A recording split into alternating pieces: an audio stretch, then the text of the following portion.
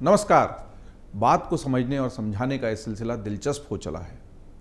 अभी हाल ही में नालंदा विश्वविद्यालय के नए स्वरूप का जब उद्घाटन हुआ तो हमने बताने की कोशिश की नालंदा विश्वविद्यालय दरअसल क्या था, उसका समृद्ध इतिहास क्या है, नालंदा विश्वविद्यालय क्यों इतना ज़्यादा चर्चा में रहा। लेकिन बड़ा सवाल ये उठता है कि क्या वाकई बख्तियार खिलजी ने ही नालंदा विश्वविद्यालय को जलाया था 12वीं सदी में, या फिर नालंदा विश्वविद्यालय किसी अन्य संघर्ष की भेंट चढ़ गया। जी हाँ, कैसे वो ऑक्सफोर्ड और कैम्ब्रिज जैसे विश्वविद्यालयों के भी 500 साल पहले से अस्तित्व में था और पूरी दुनिया के लिए ज्ञान का केंद्र था और भारत के लिए जो विश्व गुरु की उपाधि हासिल हुई थी उसके लिए एक सबसे बड़ा कारण भी था। हमने जब इसका इतिहास बताया और जब ये बताया कि कैसे बख्तियार खिलजी ने उसको जला दिया और उसमें से 3 महीने तक आग की लपटें निकलती रही, तो इस बात को समझो में बहुत सारी टिप्पणियाँ आई हैं। आप सब ने उस पर टिप्पणी की है, उस वीडियो को देखा सबसे पहले तो उसके लिए धन्यवाद।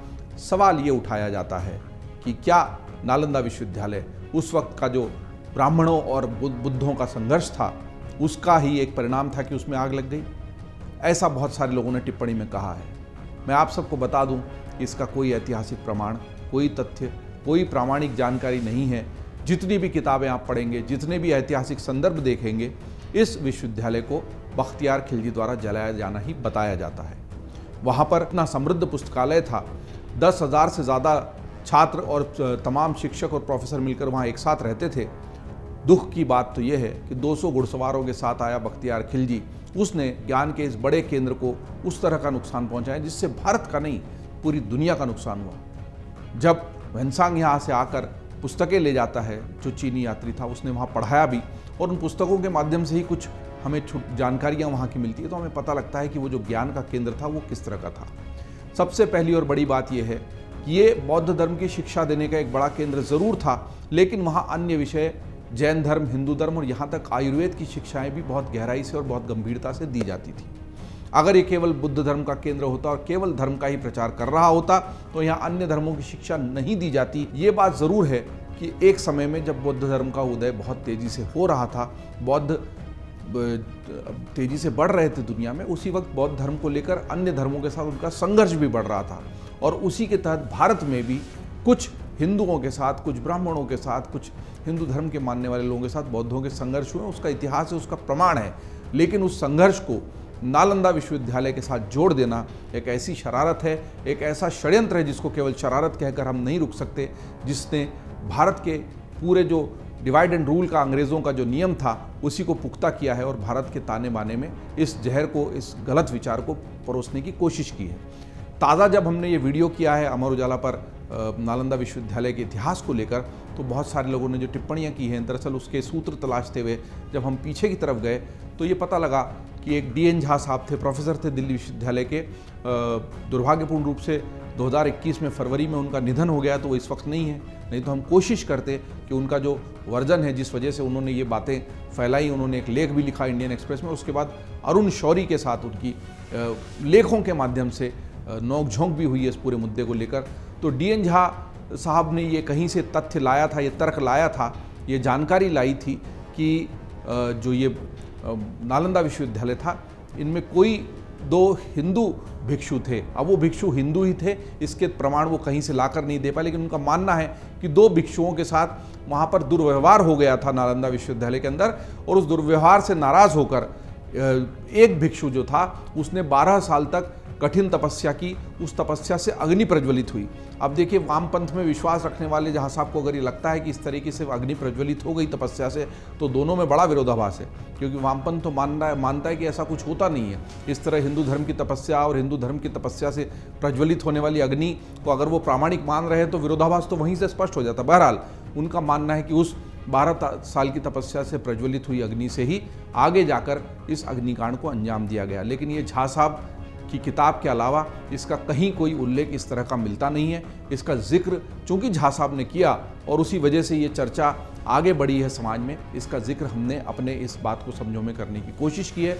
लेकिन इन्हीं प्रमाणों को ढूंढते हुए और हिस्ट्री ऑफ इंडियन लॉजिक नाम की किताब में तिब्बती विवरणों के हवाले से कहा गया है कि वह क्षेत्र जिसमें नालंदा विश्वविद्यालय अपनी भव्य लाइब्रेरी के साथ स्थित था वो धर्मगंज कहलाता था। इसमें 3 भव्य भवन थे जिन्हें क्रमशः बटनसागर, बटनोदधी और बटनरंजक कहा जाता था।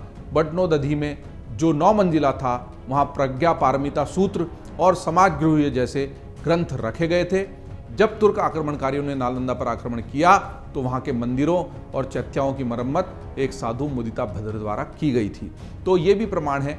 इसी तरह अन्य प्रमाणों को खंगालते हुए ये भी पता चला कि बख्तियार खिलजी जब 200 घुड़सवारों के साथ वहाँ पर आया तो वहाँ का जो पूरा वास्तुशिल्प था, जिस प्रकार से नालंदा विश्वविद्यालय बना हुआ था, उनको उसके स्थापत्य को और वास्तुकला को देखकर ये लगा ये कोई किला है। और आक्रमणकारी ये मानते थे कि किले में राजा रहते हैं वहाँ के स्थानीय और उनका कब्जा करना ही इन आक्रमणकारियों का पहला मकसद होता था। इसीलिए उन्होंने इसको किला मानते हुए उस पर आक्रमण कर दिया। और अंदर जाकर जब उनको केश लोचन किए हुए, मुंडन किए हुए, गंजे सिर वाले बहुत सारे भिक्षु दिखाई दिए, लाल वस्त्र डाले हुए, जो गहरा लाल रंग होता है बौद्ध भिक्षुओं का, तब उनको माजरा समझ में आया कि ये कोई किला नहीं है, वो किसी ऐसे मठ या किसी बौद्ध मंदिर में आ गए हैं। और बाद में फिर उनको पता लगा कि ये तो एक विश्वविद्यालय है। और फिर भी उन्होंने उस विश्वविद्यालय पर अपना आक्रमण जारी रखा और उसमें आग भी लगा दी। अब वो बीमार हुआ बख्तियार खिलजी और उसने कुरान पढ़ी, कुरान पर लगे लेप से वो ठीक हो गया। और उसके बाद नाराज़गी में कि यहाँ पर कैसे इस तरह का ज्ञान है जो हमारे लोगों के पास नहीं है, उससे जला दिया, ये कारण है। उसको किला मानकर जला दिया, ये कारण है। लेकिन जला, कुछ लोगों ने यह भी लिखा है कि इसकी टाइमलाइन मैच नहीं करती, 11वीं सदी में ही जला दिया गया था और वो तो 12वीं सदी में हुआ। तो ये गलत है भाई साहब, ऐतिहासिक तथ्य बिल्कुल इसके विपरीत है। ये बात सही है कि जो नालंदा विश्वविद्यालय पर बख्तियार खिलजी ने आक्रमण किया वो पहला आक्रमण नहीं था। उसके पहले कई सालों पहले 5वीं सदी के आसपास भी नालंदा विश्वविद्यालय को नष्ट करने की कोशिश की गई थी। वो हुण आक्रमणकारी थे। हुण आक्रमणकारियों ने जो जैसे शक थे, हुण थे, वैसे ही अन्य जो आक्रमणकारी थे वो लगातार आते थे, मंगोल आते थे।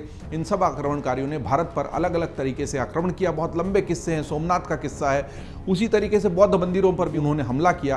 तो हुण आक्रमणकारियों ने प्रयत्न किया था 5वीं सदी के आसपास, लेकिन वो इतना बड़ा उससे नुकसान नहीं हुआ था और उसकी मरम्मत करवा ली गई थी। और उसके बाद 1-2 बार और इसी तरह के आक्रमण, इसी तरह के प्रयत्न नालंदा विश्वविद्यालय पर हुए हैं। वो इसलिए भी हुए हैं कि उस वक्त कई लोग ऐसे थे। बंगाल के एक शासक द्वारा भी नालंदा विश्वविद्यालय पर आक्रमण करने की जानकारी हमें ऐतिहासिक दस्तावेजों में मिलती है, लेकिन उसका कारण स्पष्ट नहीं है। तो नालंदा विश्वविद्यालय पर आक्रमण पहला नहीं था, लेकिन कई सारे आक्रमणों को झेलते हुए भी नालंदा विश्वविद्यालय ज्ञान का केंद्र बना रहा जब तक कि बख्तियार खिलजी द्वारा उसको जला नहीं दिया गया। तो इसके प्रमाण हमको ज़रूर मिलते हैं। एक और महत्वपूर्ण बात यह है कि जो लोग इसको बौद्ध धर्म के प्रसार और हिंदू धर्म के बीच उसके साथ होने वाले उसके टकराव से जोड़ते हैं, उनकी जानकारी के लिए बता देना चाहिए कि जब नालंदा विश्वविद्यालय में आग लगी है और उसके बाद जब वो विश्वविद्यालय नष्ट हुआ है, उस वक्त दरअसल बौद्ध धर्म अपने चरम पर नहीं था, वो ढलान की ओर था। दूसरे अन्य कारण जिनकी वजह से बौद्ध धर्म उस ऊंचाई को नहीं पहुंचा जहां पहुंचना उसने शुरू कर दिया था कुछ समय पहले, वो उस दौरान 12वीं सदी की जबकि ये घटना है तब वहाँ पर नहीं था। हाँ, ये ज़रूर है कि उसको गुप्त राजाओं का और अन्य आदमी पाल वंश के राजाओं द्वारा उसको जो संरक्षण मिला था वो बड़ा कारण था उसके पुष्पित पल्लवित होने का। जब आक्रमण हुआ उस वक्त तक ये सारी चीज़ें कमज़ोर हो चुकी थी और बौद्ध धर्म भी अपने उस वैभवशाली स्वरूप में, उस बड़े विराट स्वरूप में नहीं था जैसा वो कुछ समय पहले हुआ करता था। तो इन सारे तथ्यों को जोड़ें और जब ये प्रमाण हमें मिलते हैं कि वहाँ सभी धर्मों की शिक्षा दी जाती थी और वहाँ से शिक्षा प्राप्त भिक्षु दुनिया के अन्य देशों में भेजे जाते थे, तो हम जो आजकल बोलते हैं स्टूडेंट एक्सचेंज प्रोग्राम, वो स्टूडेंट एक्सचेंज प्रोग्राम भी नालंदा विश्वविद्यालय द्वारा उसी समय शुरू कर दिया गया था। बाहर के कई सारे देशों के छात्र वहाँ आते थे, पढ़ते थे। जैसा कि पिछले बात को समझो में हमने आपको बताया कि वहाँ पर बड़ी कठिन परीक्षा से गुजरकर उनका चयन होता था नालंदा विश्वविद्यालय में पढ़ने के लिए। उनको लिखित परीक्षा के साथ साथ एक कठिन साक्षात्कार से, पर्सनल इंटरव्यू से गुजरना पड़ता था, तब जाकर वो वहाँ पर प्रवेश पा सकते थे और पढ़ाई करते थे।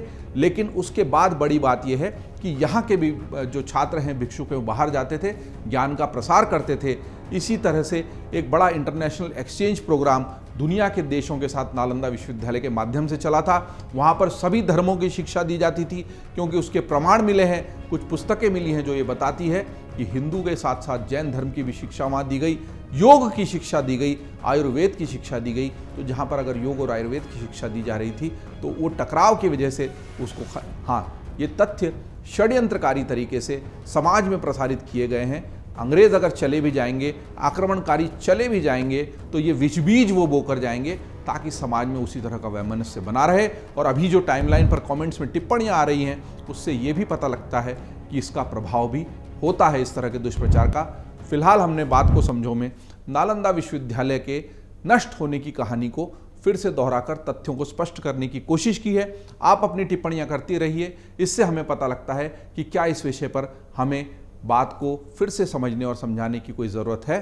तो आप बात को समझने और समझाने का सिलसिला हमारे साथ जारी रखिए और आप देखते रहिए amarujala.com। अगर आप ये वीडियो YouTube पर देख रहे हैं तो हमारे चैनल को सब्सक्राइब करें और बेल आइकन को दबाना ना भूलें। अगर आप Facebook पर ये वीडियो देख रहे हैं तो हमारे पेज को लाइक करें।